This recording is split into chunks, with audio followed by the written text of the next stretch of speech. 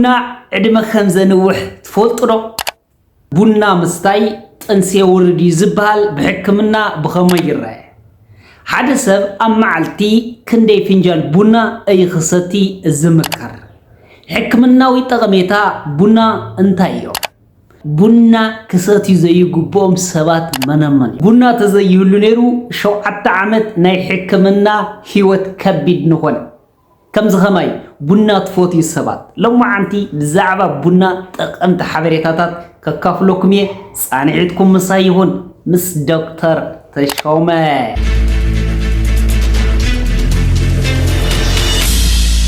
ቡና ንፈለማ እዋን ዝተረኸበሉ ዓዲ ኢትዮጵያ እያ።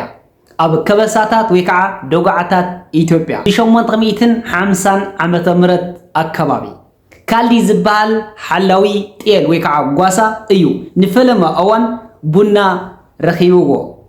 ካልዲ ጤል እንዳሃለ እዘን ኣጣል ኣብ ሓንቲ ቆጥቋጥ ድሕሪ ምምጋበን እዘን ኣጣል ካብ ዝተለመደ ንዓቀብ የጫድራን ይዘላን ዳንሳ ዓይነት ምንቅስቃስ ይገብራ ነይረን። ነዚ ዝተዓዘበ ካሊድ ብጣዕሚ ኣግራሞት ፈጢሩሉ ነቲ ቆጥቋጥ ብደንብ ገይሩ ክዕዘቦ ሞከረ። ካልዲ ኣብ ከባቢኡ ንዝነበሩ መነኮሳታት እንታይ ኢሉ ሪፖርት ይገብረሎም እዘን ኣጣል እዛ ፍረ እዚኣ ምስ በልዓ ፍሉይ ዝኾነ ጉልበት ሂብዎን ፍሉይ ዝኾነ ምንጣርን ምዝላልን ኣርየን ነይረን ኢሉ ነቶም ኣብቲ ከባቢ ዝነበሩ ኣቦታት መነኮሴ ይሕብረሎም። እዞም መነኮሴ እውን ነታ ፍረ ንሳ ምስ በልዑ ንብዙሕ ሰዓታት ንኽጽልዩ ሓጊዝዎም። ንፈለማ እዋን ቡና ዝተረኸበላ ዓዲ ኢትዮጵያ እያ። ደጉዓታት ኢትዮጵያ እቲ ዝረኸባ ሰውን ሓላዊ ጤል ወይ ከዓ ጓሳይ ነይሩ ካልዲ ይበሃል። ንፈለማ እዋን ቡና ዝሰነደት ዓዲ የመን እያ። የመን ካብ ኢትዮጵያ ተኽሊ ቡና ብምውሳድ ኣብ ገደና ክተልምዕ ክኢላ ካብኡ ፍርያት ናይ ቡና ብምርካብ ሕይ ከምቲ ንገብሮ ዘለና ተቆልዩ ከምኡውን ተጻርዩ ንመስተን ከምዚ ቡና ዝስተ ዓይነት ንክኸውን ዝገበረት ዓዲ የመን እያ። ብፍላይ ከዓ ብሱፊ ሙስሊም ብጣዕሚ ይጥቀሙሉ ነይሮም። ንስፒሪቹዋል ፐርፐዝ ብጣዕሚ ይጥቀሙሉ ነይሮም። ካብ የመን ናብ ዝተፈላለዩ ናይ ርሑቕ ምስራቅ ኤሽያ ተስፋሕፊሑ ናብ ካይሮ፣ ናብ ግብፂ ማለት እዩ፣ ናብ ደማስቆ፣ ናብዛ ኢራቅ ኢልና ንፅዋዓ ማለት እዩ። ብተመሳሳሊ ናብ ትርኪ ተስፋሕፊሑ ቡና ኣብ 17 ክፍለ ዘመን ናብ መላእ ኣውሮፓ ተስፋሕፊሑ ኣብዚ ሕይ ደረጃ በፂሕዎ ዘሎ ደረጃ ከዓ በፂሑ።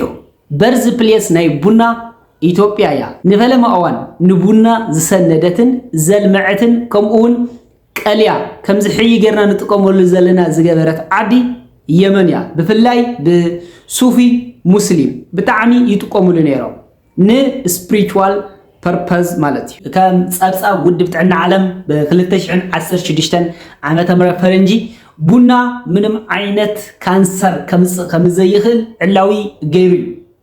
ውድብ ጥዕና ዓለም ነዚ ዕላዊ ዝገበረ ከባቢ ልዕሊ 1000 መጽናዕትታት ብዛዕባ ቡና ምስ ካንሰር ዘለዎም ምትሓሓዝ ዝተኻይዱ መጽናዕትታት ንዕኦም ብምግምጋም እዩ ቡና ምንም ዓይነት ካንሰር ከስዕብ ከም ዘይኮነ ብ2016 ዓመተ ምህረት ፈረንጂ ውድብ ጥዕና ዓለም ዕላዊ ገይሩ። የመን ቡና ሓያሎ ዝበሃል ጥዕናዊ ጠቐሜታ ከም ዘለዎ እዩ መጽናዕትታት ዝገልጹ።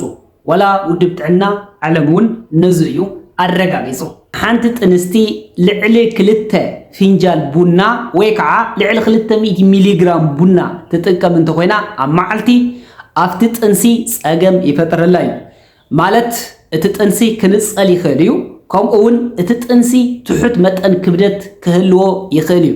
6 ሕክምናዊ ጠቐሜታ ቡና። ሓደ ዕድመ የንውሕ እዩ። ቡና ኣብዚ ዕድመኻ ንኸይትመውት ይከላኸል እዩ። ንምንታይ ከም ዝኾነ ክነግረኩም።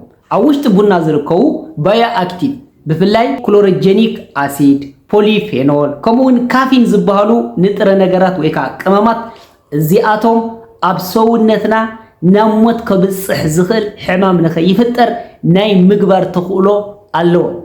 ንደቂ ሰባት ናብ ሞት ከብፅሖም ዝኽእል እቲ ዝዓበየ ጸገም ጥዕና ናይ ልቢ ጸገም ጥዕና ከምኡውን ስትሮክ ንኸይፍጠር ናይ ምክልኻልን ናይ ምግባርን ዓቕሚ ኣለዎ። በዚ ምኽንያት ዝኾነ ሰብ بسرع بنا زستي انت خوينو بفلاي عم معلتي كاب 3 كساب 4 فنجال زستي انت خوينو اذا سبزي 15% ናይ ሙማት ተኽእሉ ይቅንስ ማለት እዩ ምክንያቱ ናብ ሞት ከውጽሑ ዝኽእሉ ጸገማት ጥዕና ናይ ልቢ ናይ ስትሮክ ብ15% ስለ ዝቅንስ ካልኣይ ሕክምናዊ ጠቀሜታ ቡና ስርዓተ ዑደት ደም ጥዕንኡ ዝተሓለወ ክኸውን ይገብር እዚ ማለት ኣብ ልቢ ክፍጠር ዝኽእል ናይ ጥዕና ጸገም ንኸይህሉ ከምኡውን ስትሮክ ንኸይፍጠር عبي أستواصو الله سلازي سرعة عدة دمنا تعنو زحلو كون أمجبر عبي رول الله بنا سالساي حكمنا وتقميتا بنا أب سرعة نكسال سونتي أب ميتابوليزم حيال زبال أستواص الله بفلاي بسرع بنا اتصوتي سبات بنا كلتا عينة شكر نايمك الخال تقولو الله تايب 2 دي ام نخيفتر نايمكل خال تقولو الو بخلت منجدي حدا او سونتكم انسولين تما ازاز نخخون انسولين سنسيتيفيتي كوسخ بمغبر دتمساسل عنيه ازي بيتا سيلس انسولين زمرتو وهيتات ناي قشته نساتهم سرحهم بأقواو نغو سرحو تعلم استحاذلو بمغبر اخول زخوني انسولين نغهلو يقبريو راعي حكمنا وتقميتا بنا نيرو ديجنريتيف ديزيز نخيف الطرو يكلاخل مالت متنتاتنا تليلوم نخي عربو تليلوم نخي شنقلو تليلوم نخي قدرو تليلوم كابتق موصعي نخي هونو يكلاخل تعنهم استحلوه كخون يقبر بازي مغنيات الزايمر ديمنشيا باركنسون زبهالو ناي نيرو ديجنريتيف ديزيز نخيف الطرو يكلاخل من بنا حمشاي حكمناوي تقاميتا بنا أبسلام كبدي بنا فولي ذخونه حكمناوي تقاميتا ألو سلام كبدهم اسكار بسكار مالك بسلا ببسلا سيروسيسيلنا نسوعو سأقمتعنا نخيف التر ب8% نايمكل خال تقولالو من بنا نسلام كبدنا فليز بله تقم إيزبع تعنا استحلوت نتكون أيز جبر بحلفي سرع بزخونة بنا النستين تخوينا أما عالتي قاب 3 خساور وعته فنجال بنا النستين تخوينا 8% أب سلام كبدي سيروسيس نخيبتر نايمك الخال تقول له بنا سيروسيس راح يكون نزكلاخل أب سلام كبدي كانسر نخيبتر بتمساسالي أب سلام كبدي سبح نخيبتر رقم نايمك الخال تقول له بفلاي ازي نان الكوليك زهونه سبحت رقم ابصلام كودكم نحرتهاليو بنا بسرع غيركم كسوتي خم زلكم كتحساسوكم يدل بنا كسوتي خلكم شكر كريم معار كتقوم يولكم بلاك كوفي بزي شكر ماتيو شاد شاي حكمناوي تقاميتا بنا امراوي طعنا كمون مود استستخاخل نخون يقبر كميليو أمراوت عنا زحل انتهلنا بنا مستهم alert تكون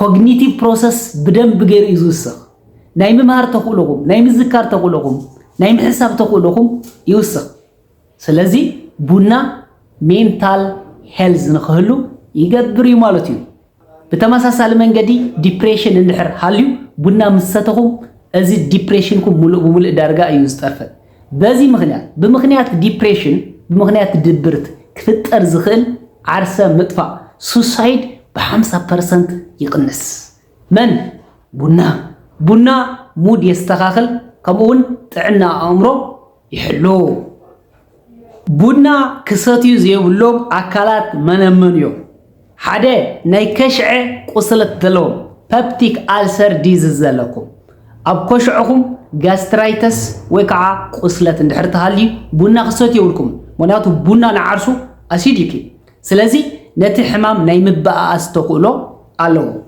كالاي جلاكوما اندحرها لكم جلاكوما مالت أوشت عينهم لعل زخونة ساقط اندحر انت تفتيرو بيزاخم نستغاتكم بنا كساتيو ياولكمن سالساي لعل زخونة متن بنا كساتيا زي يقبأكن طنوسات يغن طنوسات اتوصدو متن بنا معلتي استدرت خونالو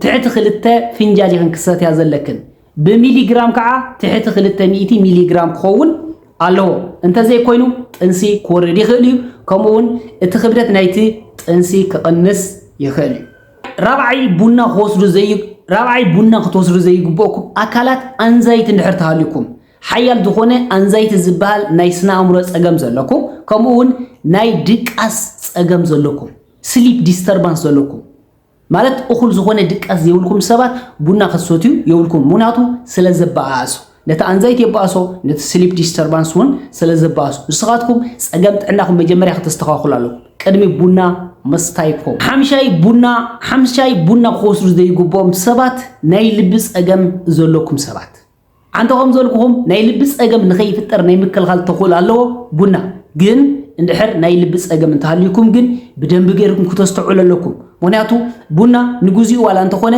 ጸቕጥ ደም ይውስኽ እዩ ከምኡ ውቅዒት ልቢ ይውስኽ እዩ ስለዚ ናይ ልቢ ጸገም ሃልይኩም እዚ ጸገም እዚ እንድሕር እንተ ተፈጢሩ ምናልባት እቲ ጸገም ጥዕናኩም ክባኣስ ስለዝኽእል ናይ ልቢ ጸገም ዘለኩም ብፍላይ አሪቲሚያ እዚ ናይ ውቅዒት ልብኩም ዝተዛብዐ ዝኾንኩም ሰባት በጭራስን ቡና ክሰትዩ የውልኩምን ክትወስዱ እንተደሊኹም ምስ ሓኪምኩም ክትመኻኸሩ ኣለኩም ታውዓይ ቡና ክወስዱ ዘይግቦም አካላት ህፃውንቲ እዮም ህፃውንቲ ማለት ትሕቲ 18 ዓመት ዘለው ህፃውንትታት ቡና ተዘይወስዱ እዩ ዝምከር ምክንያቱ እቲ ሓንጎሎም እቲ አካላዊ ዕብየት ፈጣን ዝኾነ አካላዊ ዕብየት ብፍላይ ከዓ ናይ ሓንጎል ዕብየት ስለዘሎ ስለዚ አው ጸገም ክወጥሮሎም ስለዝኽእል ህፃውንቲ ትሕቲ 18 ዓመት ቡና እንተዘይወስዱ ይምከር نسنتي نلوم عن تزنبرنا بزعابنا ازي يمثل او قصالي كالي فيديو حزركم كمسي كساو شعو سلام قنيو باي